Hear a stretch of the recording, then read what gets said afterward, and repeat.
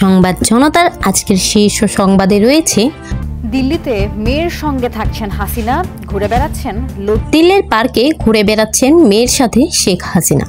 জানা গেল চাঞ্চল্যকর তথ্য। বিস্তারিত জানতে অবশ্যই ভিডিওর শেষ পর্যন্ত থাকুন এবং আমাদের চ্যানেলটিকে সাবস্ক্রাইব করে রাখুন। ছাত্র জনতার বিক্ষোভের মুখে প্রধানমন্ত্রী পদ থেকে ক্ষমতাচ্যুত হয়ে গত 5 আগস্ট শেখ হাসিনা পালিয়ে যান ভারতে। এরপর থেকে তিনি ভারতে অবস্থান করছেন। তবে দেশটির ঠিক কোথায় তিনি অবস্থান করছেন সেটি এখনো জানা যায়নি। এ বিষয়ে ভারত সরকার নীরব। শেখ হাসিনাকে নিয়ে নানামুখী আলোচনার মধ্যে ব্রিটিশ সংবাদ মাধ্যম ফিনান্সিয়াল টাইমস জানিয়েছে ভারতের রাজধানী দিল্লিতে মেয়ের সঙ্গে থাকছেন হাসিনা।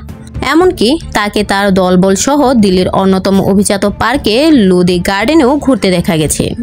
বুধবার 18 সেপ্টেম্বর প্রকাশিত প্রতিবেদনের সংবাদ মাধ্যমটি বলছে, গত মাসে ছাত্র জনতার গণ অভ্যুত্থানে বাংলাদেশের স্বৈরাচারী প্রধানমন্ত্রী পালাতে বাধ্য হওয়ার পর থেকে নয়াদিল্লির নৈশভোজের অনুষ্ঠানগুলোতে যে ইস্যুটি আলোচনার বিষয় হয়ে উঠেছে তা হলো শেখ হাসিনা এখন কোথায়। গত 5 আগস্ট বিক্ষোভকারীরা যখন তারা ঢাকার বাসভবনের দিকে মিছিল সহকারে এগিয়ে যাচ্ছিল তখন হাসিনা পদত্যাগ করেন এবং বাংলাদেশি সামরিক বিমান করে ভারতের গাজিয়াবাদের কাছে একটি বিমান বাহিনীর ঘাঁটিতে নামেন। নরেন্দ্র মোদী সরকার তখন থেকে নিশ্চিত করছে তিনি ভারতেই আছেন।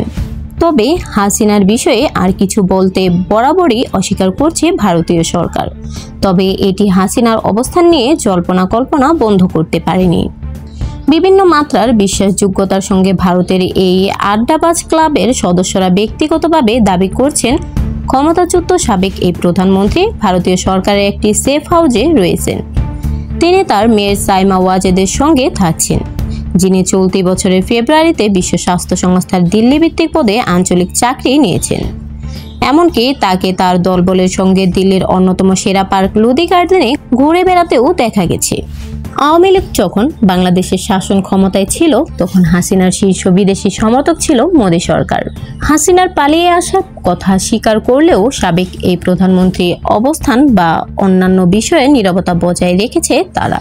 দিল্লির দেশি বিদেশি সংবাদ মাধ্যমগুলো বেশিরভাগই এমন দাবি করা বন্ধ করে দিয়েছে যে ক্ষমতাচ্যুত পরবর্তী সময়ে তারা শেখ হাসিনার প্রথম সাক্ষাৎকার পাবে। এর কয়েকটি কারণ রয়েছে।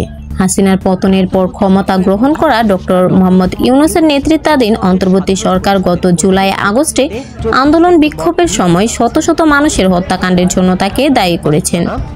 ভারত ও বাংলাদেশের মধ্যে একটি প্রত্যর্পণ চুক্তি রয়েছে যা 2013 সালে হাসিনার নিজের সরকারের সময় স্বাক্ষরিত, যেটি তত্ত্বগতভাবে হাসিনার বিরুদ্ধে ব্যবহার করা যেতে পারে যদি বাংলাদেশের নতুন সরকার তাকে গ্রেফতার করতে চায়।